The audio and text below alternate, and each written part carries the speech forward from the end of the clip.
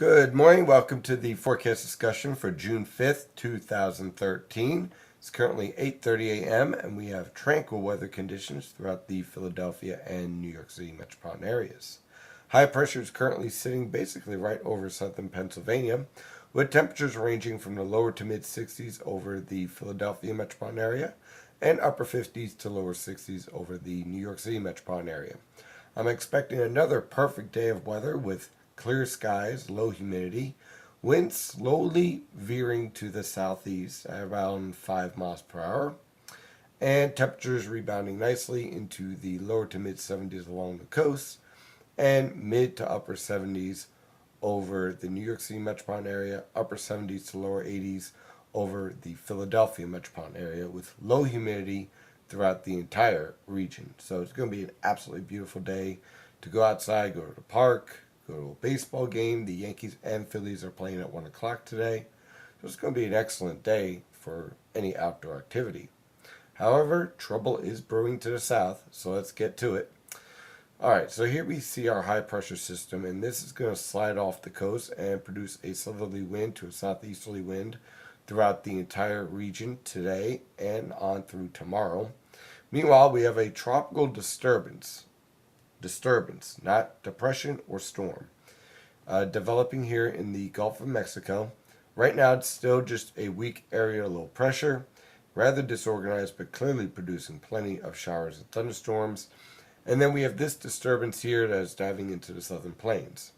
Now, what's expected to happen over the next 48 hours is this disturbance will be picked up by this developing trough and basically drawn right up the coast, producing moderate to heavy rainfall for Friday into Saturday morning. The heaviest rainfall should be Friday night. Rainfall amounts will range anywhere from 1 to 3 inches, with locally higher amounts, especially over northwestern New Jersey and northeastern Pennsylvania, where some orographic lifting could take place. And also with a few embedded thunderstorms in this rainfall, you could push into the 4 to 5 inch range. But I think most locations will be around 2 inches of rain for Friday night, as this low pressure system is drawn up the coast, moves off the New Jersey coast on Friday evening and into New England by Saturday. When we zoom in on this disturbance, you would think that the low level circulation is here, but it's not. It's way out here. And because showers and thunderstorms are not wrapping around the low level circulation, that tells us two things. One, that there's southwesterly shear that is keeping these thunderstorms away. And also, we have a lot of dry air on the western side of this disturbance. So that tells us that if a tropical storm or a tropical disturbance is going to develop, it's going to be hindered by a lot of dry air and wind shear. And quite frankly, with this trough approaching from the west, it really doesn't have a lot of time to develop before it becomes absorbed by that trough and drawn up the east coast. So I think what we're dealing here is a heavy rain event, but not necessarily any type of tropical storm or hurricane threat in this scenario. So here is the latest model guidance from the Penn State UL website. This is from the European model guidance. Again, for this evening, we have a nice upper level low lifting up into the Canadian Maritimes. Overall, pretty much a zonal pattern taking place. You can see our trough starting to develop in the plains here, and we have our weak disturbance down here in the Gulf of Mexico.